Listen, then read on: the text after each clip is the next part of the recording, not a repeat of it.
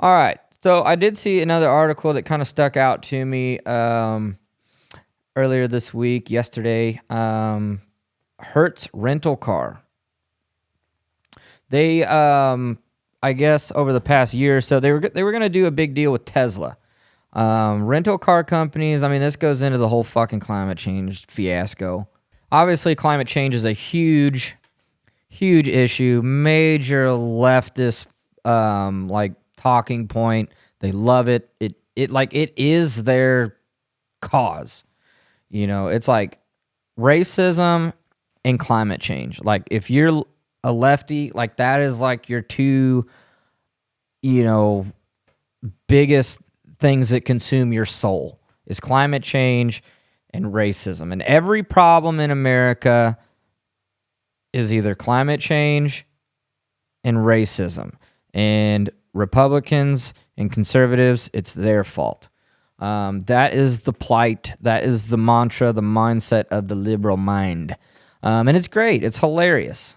Anyway, I'm going to pull up this article. It's kind of crazy. Like so Hertz rental car kind of reversed course. They're not gonna buy all these electric vehicles. They're gonna stick with the gas cars. Wait a minute. Okay, so that's what it was. So Hertz rental car, their CEO was let go, or he resigned. Okay, so Hertz CEO resigns after big bet on EV fails to pay off. So I guess they did buy a bunch of the electric cars, and then decided, hey, this is not working. I guess people weren't renting them, and it was just not a good thing for them, which is fucking obvious. I'm gonna pull it up here in just a second, but I wanted to say something first.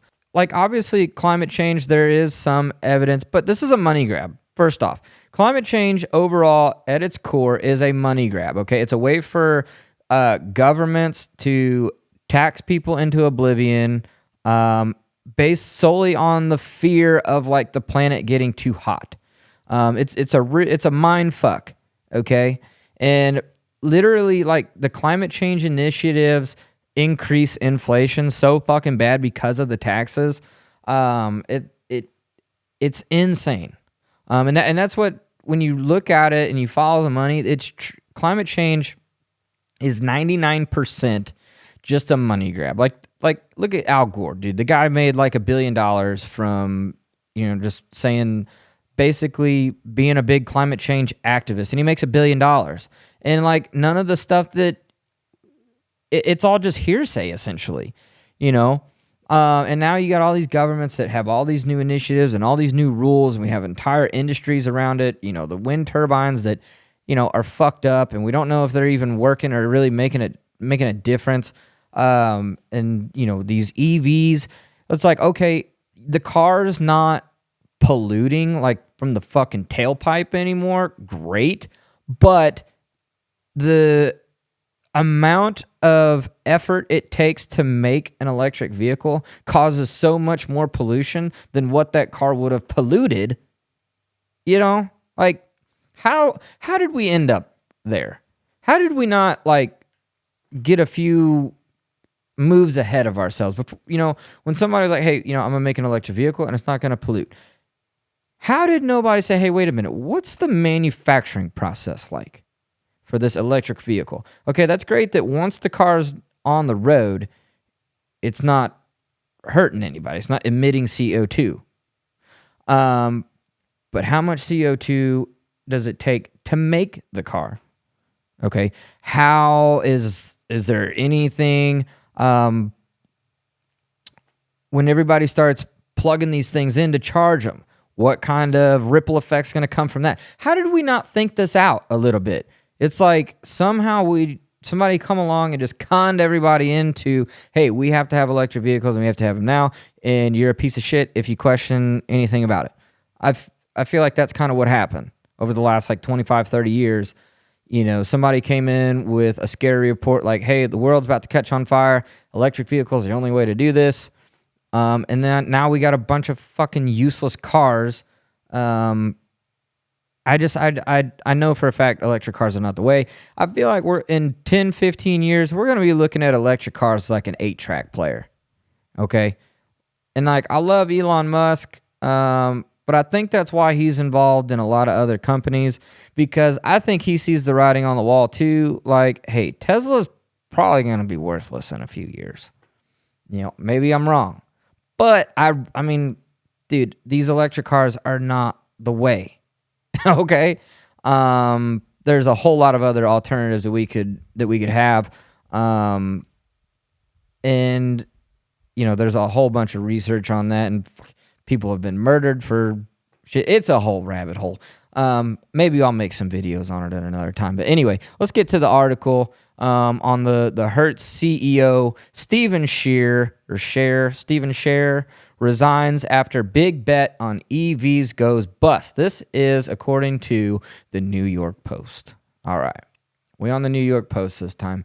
I feel like New York Post. All right, that's middle of the road, right? Okay. Hertz, one of the 4 largest car rental companies in the world, is replacing its CEO after the company reversed its bet on electric vehicle rentals over increasing costs. Wow. What a surprise. Stephen Scher will step down as Hertz Global Holdings Incorporated Chief Executive Officer and member of the company's board of directors, effective March 31st. The company announced Friday Scher led Hertz for just over 2 years after spending nearly 3 decades at Goldman Sachs. Okay, so kind of safe to say this guy is probably a Goldman Sachs kind of lefty, liberal kind of guy. There's a lot of those at Goldman Sachs, especially nowadays. Oh, is that all they have written on that? Okay, so what does this guy know about electric vehicles for one? And what does he know about rental cars? I guess that you're just kind of like, hey, he's a big timer. I guarantee you his role at Goldman Sachs helped him get that job, I would say. So there wasn't a whole lot on that article. Let's see if I can find some more. I'll go to Yahoo Finance on this one. Hertz electric vehicle and CEO about face is the latest twist after COVID, bankruptcy filing, and deep relationship with Carl Icahn. It seemed like a good idea at the time. Now we know better. Hertz, reeling from a bankruptcy and the pandemic, announced plans to buy 100,000 Teslas in late 2021. The splashy move certainly helped Elon Musk's electric vehicle maker, which saw its market cap surge past $1 trillion for the first time. Hertz enjoyed a bump in its stock value as well, and the car rental giant hired NFL star Tom Brady to show off its fleet of Teslas. How do we democratize access to electric vehicles? That's a very important part of our strategy, interim CEO Mark Fields said. At the time, Tesla is the only manufacturer that can produce EVs at scale. That doesn't seem to be the case anymore, but, I mean, whatever. Hertz paid close to list price for the Teslas rather than demanding a large discount, as car rental giants often do. That decision would come back to bite it. Last year, Musk EV maker cut prices across its lineup to boost sales. That not only angered individual customers who'd recently bought a Tesla at a higher price, but it also crushed the resale value of Hertz used EVs. Ouch. This January, the rental giant revealed that it was selling off 20,000 electric vehicles, noting the costly depreciation, weak demand. Okay, that's what's the most important part, the weak demand, all right? If I'm going to rent a car, I don't want a fucking electric car, dude. You know, it's winter time, dude. They don't do well in the winter, okay? If in the United States, when it gets cold, most of the country is cold, okay? And from like November to about March, it's cold all across the country. You got like Phoenix, Arizona, Florida. Those are the only places where it's hot all year round. Those are kind of the only places where it makes sense to have a Tesla. Unless it gets too damn hot, because then the fucking thing don't work in the heat. Electric vehicles don't like hot, and they don't like extreme cold. You gotta be like right in the middle. But guess what? That's hard to find in the United States because we got the most fucked up weather patterns in the world. So nobody wants to rent an electric car. I mean, all you got to do is get on Instagram and like look up and just like scroll through, and all you see is like broke down Teslas in the snow. Cause like the batteries just don't last. You know, they come out, all these manufacturers are saying that, you know, these electric vehicles can go so long. It's like, no, they don't. They don't. And like the colder it is, the shorter you're going. And guess what? You know what you don't want to be in the cold? Stranded because of an electric fucking car. Like, no wonder. How did they, like, and that's another thing. How did they not see this coming? Like when you sit down, there had to have been a big meeting at Hertz, you know, CEO, all their people, all their bigwigs, all their smartest people, you know, Elon was probably, you know, in on the call. How did they not, you know, get 4 or 5 steps ahead of themselves? Because like that's a big. It's like, hey, we're gonna buy 200,000 Teslas. How can you explain to me why this is a great investment? Like if I'm the CEO of Hertz and I'm talking to Elon Musk, you know, we're getting ready to hand you, you know, a big chunk of money for a bunch of cars. You know, explain to me why this is a great idea, and you know, help me stay 4 or 5 steps ahead of this thing. And I feel like there just wasn't any of that. Like, how do you not see the problems that are going to arise from electric vehicles? Like, okay, we have to charge all these vehicles. The people who rent these cars, you know, not only do they have to be charged when they leave our shop, but you know, the people who rent our cars, they're also going to have to be charging them. And like, who pays for that? You know, and how did they not run some numbers and do some analytics or something to like figure out, hey, this probably isn't a good idea? Because like, I feel like ever since EVs have been big, it's been nothing but scrutiny, and like most of the general public don't want these fucking things, and it just keeps getting worse and worse and worse.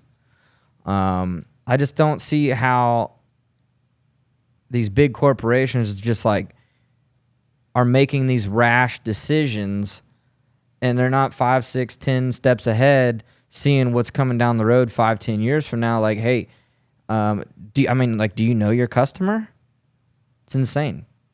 But yeah, so not knowing their customer and not being steps ahead and just making a rash decision based, you know, probably on political climate, I would say that this was probably, you know, the biggest problem is that the CEO made a fear-based decision based on some liberal policies, some you know, liberal influence, some climate change initiative.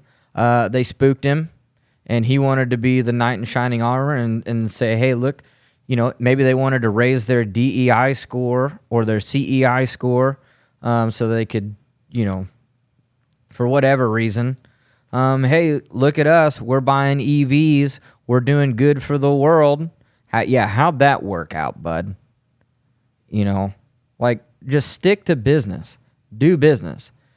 Quit trying to be something you're not. But yeah, that decision definitely bit them in the ass, and rightfully so. That's about all I have to say on that. I mean, electric vehicles are fucking dumb. Okay? They're dumb. I wouldn't buy one. Like, what? It doesn't make any sense. Like, it really doesn't. You know, between the batteries, the mining process, like it's the electric vehicle has already been debunked like 1,000,000 times. Okay? I'm not sure why we're still pushing this other than like the climate change fear. And it all just leads back to it's a money grab. You know, inflation is going to continue to rise. Taxes are going to continue to go up strictly based on climate change alone. That's not taking into effect all the other things that are going to affect inflation and, you know, just taxes going up regardless. Climate change is going to be probably the biggest driver of inflation for the next foreseeable future. Okay, and it's all based on lies and fear and bullshit. And it's sad, and like people get in trouble for coming out and saying this kind of stuff. Speaking out against climate change is like dangerous. You get deplatformed. You get, it's not good. It's not safe. It's not good for your health. It's just to say the least. What's up, guys? My name is Joe Davis. I'm the host of the Garbage to Gold podcast. And if you like the video that you just seen and you want to see more, click right here. And if you want to watch the entire podcast, click right here.